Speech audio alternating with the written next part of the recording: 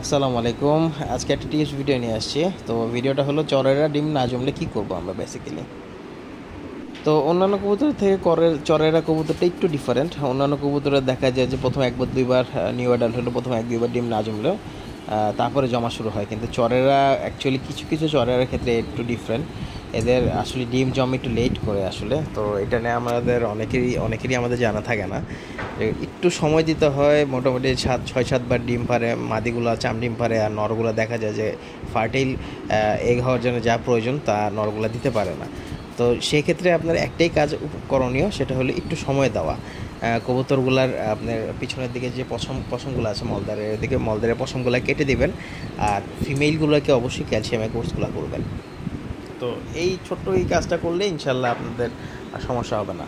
তো যেটা করতে হবে সেটা হলো আপনাদের একটু সময় দিতে হবে অন্যান্য কবুতরের তুলনায়। অন্যান্য কবুতরগুলো ডিম পারলে যেরকম 2-1 বার পরে ডিম না জমলে পরের বার ডিম জমে, কিন্তু এই কবুতরগুলো দেখা যায় যে কিছু কিছু ক্ষেত্রে দেখা যায় যে অনেক সময় ডিম জমতে চায় না। হয় মাদিগুলো ডিম পারে, আর না হলে নরগুলো দেখা যায় যে ডিম ফার্টিল হচ্ছে না। তো সেক্ষেত্রে আপনি যদি একটু সময় দেন তাহলে দেখবেন যে আপনার রেজাল্ট পাবেন।